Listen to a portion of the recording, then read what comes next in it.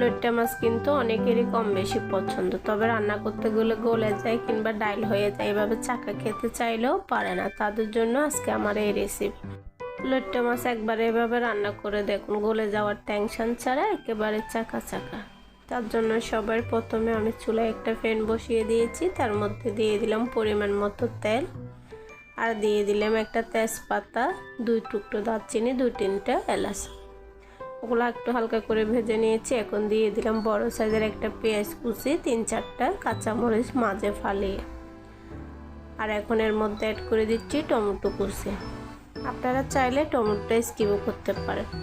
সবগুলো উপকরণ হালকা ভেজে নিয়েছি। এখন এর মধ্যে দিয়ে দিচ্ছি পরিমাণ মতো আদা বাটা, পরিমাণ মতো রসুন বাটা। আদা রসুন বাটাগুলো দিয়ে একটু নেড়ে ছেড়ে দিয়েছি। আর এখন এর মধ্যে দিয়ে দিলাম 1 টেবিল চামচ জিরের গুঁড়ো, 1 টেবিল চামচ ধনিয়ার গুঁড়ো। আমি দুটাই একই কাপে নিয়েছি। আর দিয়ে দিলাম পরিমাণ মতো হলুদের গুঁড়ো, পরিমাণ মতো লাল মরিচের গুঁড়ো। জালটা আপনারা আপনাদের পছন্দ মতোই দিবেন। আমি যেটুকুলো দিয়েছি এতগুলো দিতে হবে ওরকম কোনো কথা নাই। আর দিয়ে দিলাম স্বাদ মতো লবণ কিংবা পরিমাণ মতো লবণ। সবগুলো উপকরণ ভালোভাবে কিছুক্ষণ কষিয়ে নিয়েছি। এখন এর মধ্যে অ্যাড করে দিলাম আধা কাপ পানি। আর এই পুরো রান্নাটায় আমি আর কোনো পানি অ্যাড করব না, এই পানিতে রান্না হয়ে যাবে। ঢাকনা দিয়ে 2-3 মিনিটের মতো মশলাগুলো ভালোভাবে কষিয়ে নিয়েছি। ফিরে আসলাম 2 থেকে 3 মিনিট পর। দেখুন মশলার উপরে কত সুন্দর কালারের একটা তেল বেশি উঠেছে।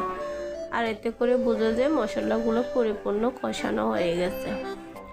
আমি আগে থেকে 600 গ্রামের মতো লইট্টা মাছ ভালোভাবে কুটে ধুয়ে পানি ঝরিয়ে নিয়েছি। আর এখন মশলার মধ্যে লইট্টা মাছগুলো অ্যাড করে দিয়েছি। লইট্টা মাছগুলো তো আমি কিভাবে কেটেছি সেটা আপনারা দেখিয়ে বুঝতে পারতেছেন, তবে আপনারা চাইলে আরও বড় কিংবা ছোট সাইজ করেও নিতে পারেন। আমি আজকে লইট্টা মাছগুলো একেবারে কক্সবাজারের 4 তারকা হোটেলের স্টাইলে রান্না করতেছি। তাই ওই হোটেলে যেভাবে রান্না করে সেম ওভাবে রান্না করেছি আর ওইভাবে সাইজ করেছি। আপনারা চাইলে আপনাদের পছন্দের কাটারে কেটে নিতে পারেন। ঢাকনা দিয়ে প্রায় 5 থেকে 6 মিনিটের মতো রান্না করে নিয়েছি। আর এখন উপরের থেকে একটা টমেটো কুচি আর একটু ধনিয়া পাতা কুচি অ্যাড করে দিয়েছি। আবারও ঢাকনা দিয়ে রান্না করে নিয়েছি 5 থেকে 6 মিনিটের মতো।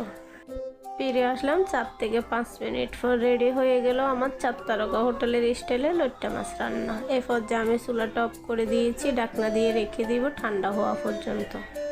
দেখুন ঠান্ডা হওয়ার পরে লইট্টা মাছের কালারটা কত সুন্দর ও লোভনীয় হয়েছে। রেসিপিটা ভালো লাগলে একটা লাইক করতে ভুলবেন না। আজকের জন্য এইটুকু। সবাই ভালো থাকবেন, সুস্থ